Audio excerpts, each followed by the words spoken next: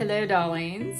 Have you ever watched one of my videos and you hear when I start out, I usually say, "Hi friends," and it always sounds so high pitched, and the friends part has this awkward like vibration to it. I don't know why, it's so funny. So today I decided to start with something a little different. So there you go. So let's get into this. Today I want to talk to you about how I became a successful international boudoir photographer and how I maintained being successful through the pandemic. So let's get into it. Oh, guys, will you please hit the like button down below? It really helps me with the algorithm. She is very finicky, so if you hit the like button, then that helps me get out there and more people can find my videos. So thanks so much. The way you say my name just makes me tremble deep inside.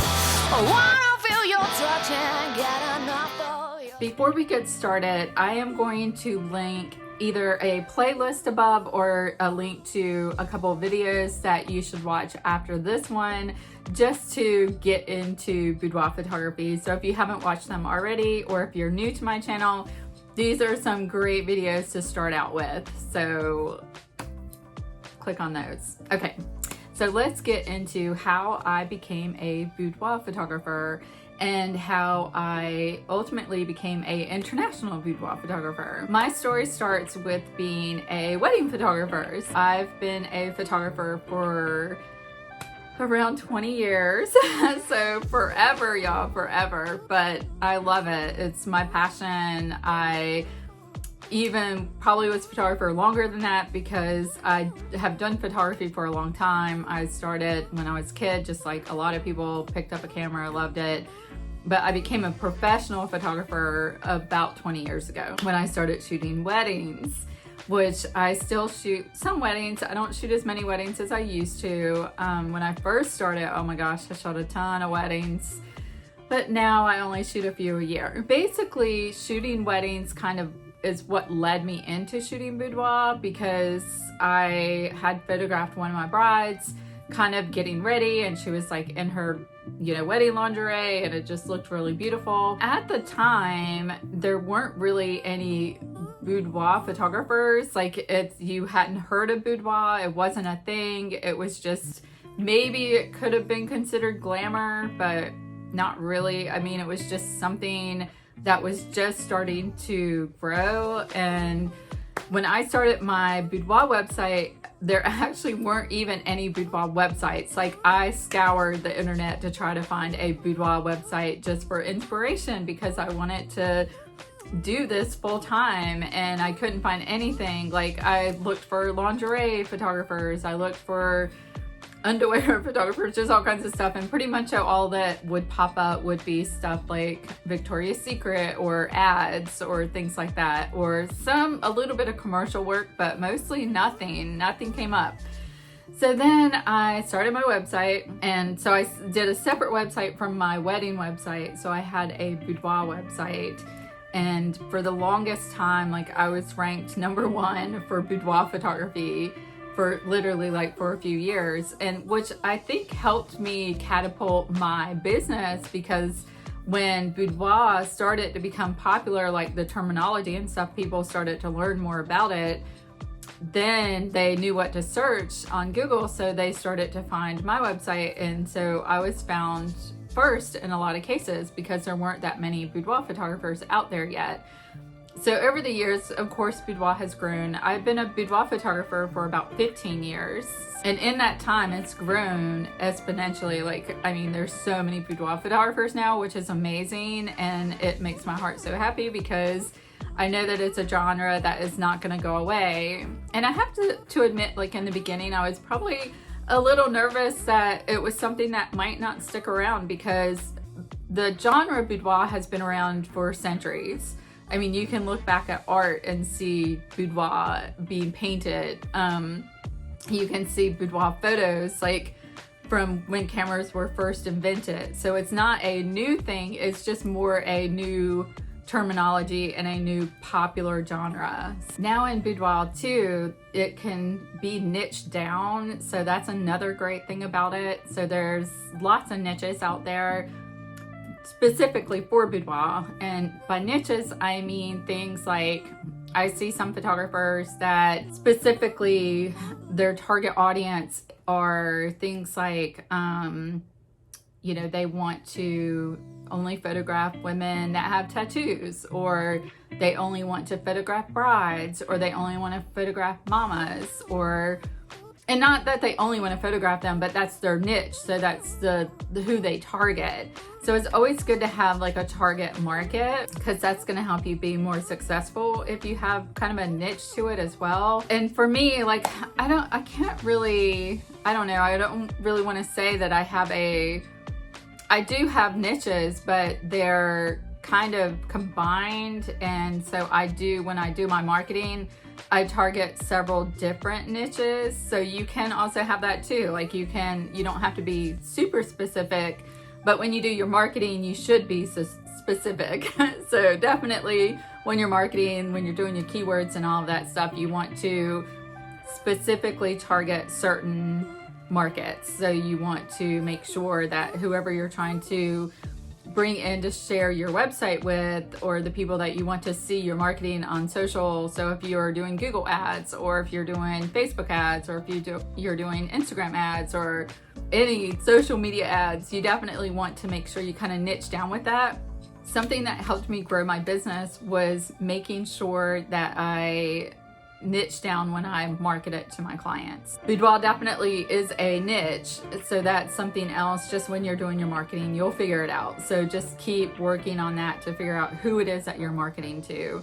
So that was one of the steps that I took that helped me grow my boudoir business, was just making sure that I was reaching my target clientele. The next thing was networking. So definitely networking and getting my name out there and letting people know that I'm also a boudoir photographer and that I want to work with their clients or their friends or their family members, and asking people to refer me. So those types of things, definitely do this as well. Let me circle back to something. So I am an international boudoir photographer, and I started out as being a national boudoir photographer and shooting all across the country. And how I did this is just by telling people that's what I wanted to do. But the other thing that I do feel like helped me with this is, like I said, when I first started, there weren't very many boudoir photographers or people that were, you know, advertising as boudoir photographers. I mean, they may have been doing boudoir, but maybe they were just advertising it. Like I said, I came up like as #1 on Google for the longest time, which I think really helped me in being able to reach clients, you know, all around the country. And what helped me become a international boudoir photographer is just my love of travel. Like, I wanted to travel all over, and I started marketing outside of the US. So I mostly market it to Mexico, Puerto Rico, which is sort of part of the US, and then also across Europe. My husband is German, so that also helped because I was able to be in Germany for longer amounts of time than most people. Most people would go for 2 weeks. We go for 3 months. So I'm able to market my time there, and it's easy to go to other locations. Like, I can go to Paris and be there in an hour. It's just easier to market and say, hey, I'm in Europe for 3 months out of, you know, the summer, and then we also go in the winters. It's just easy to market that way. So that is an advantage that I have, but that doesn't mean that you can't do it. So if you want to travel, all you have to do is just let people know this is what you want to do, and that you can even schedule and say, okay, I'm going to be, so say your dream place to shoot is Spain. Like, you want to go to Madrid, you want to shoot in Spain. Just make a blog post, post it on your website, post it on social media, and say, I'm going to be there for 2 weeks, these 2 weeks in June, or whatever it is that you plan to be there. And let people know and try to book it. You can even make a ad for it. You can advertise on any social platform, on Google, Yelp, all these different avenues. And you do have to put an investment into it. You can't become successful just by putting out a website or putting information out there and not paying anything. You do have to pay something. That's just how it works. Like, not anything is free, unfortunately. So you do have to put some investment into it. But the more you invest into it, the more you're going to get back out of it. So, and this is going to be your time. This is going to be money. You know, just everything that you do towards your boudoir business, it's going to grow faster if you're actually putting time and money into it than just, you know, putting up a pretty website and putting out pretty photos on social isn't going to get you as much as you wish for. So unfortunately, you do have to put some money into advertising in there as well. Or if you probably can do some free stuff. Like if you post it all the time and you just are out there and at it all the time, you might be able to definitely book people that way too. But I would recommend to put some money into it just because I feel like advertising does pay off. And you might be saying to yourself, well, I would love to shoot in Spain, but I don't, speak the language. And that's totally okay because you're going to be advertising to tourists, like people that are going there too, or that want to go there. So I know for me, like I would be like, oh, that'd be a dream shoot. Like I would love to have a beautiful boudoir shoot done in this amazing city. So those are the people that you're going to be advertising to for this. And then you might be able to pick up some locals as well, like if you advertise there and let them know that you're going to be there. I do feel like it's a little bit harder to get local business. Like I've been going to Europe for over 10 years now, and it is a bit trickier to book people there. I mean, you can definitely do it. I feel like if you lived there, it would be easier. But just when you're going there for, an extended vacation, or not really even a vacation, a work vacation, it's still a little bit tricky to be able to book a lot of people there. So, I mean, it can definitely be done. So let's talk about how I maintained my business during the pandemic. So, and this probably still applies. There's still a lot of areas that are, not as open as other areas. And then there's some areas that are like completely open. However, some of the things that I did, and I think is still helpful, is when the pandemic first happened and they shut everything down. I mean, I was really worried like everybody else because we couldn't go anywhere, we couldn't do anything. However, I didn't quit marketing. I had just dropped a crap ton of money into actually a special marketing with a company. Like I went with a marketing company and was doing a certain type of marketing for that amount of time for about 3 or 4 months. I never stopped posting on social. I never stopped talking about my boudoir business.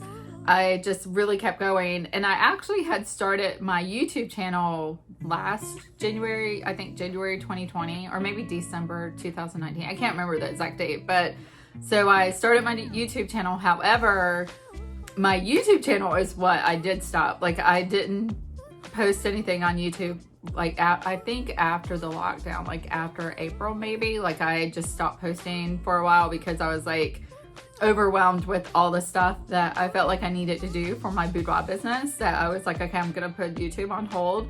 And then I picked it back up later on. So I did stop that, and some other things too, like that I was doing, like some of my wedding marketing I didn't do as much of because I just wasn't, booking weddings, and all the weddings were put on hold. Like everybody was canceling their weddings, and it was just crazy. However, for portraits, people were still booking for portraits, and people were still booking me for boudoir.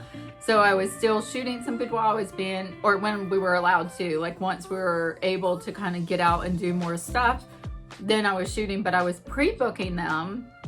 So I was able to pre-book some clients. And then once things started picking back up again, like I had already marketed to these people, and I was already booking them. So I had already booked like for a few months out. Even though I wasn't able to shoot for a couple months, I was still able to book some people a little bit further out. But with that, I also made sure that my clients knew that I was taking precautions and that I wanted to keep them healthy and safe, and that was really important.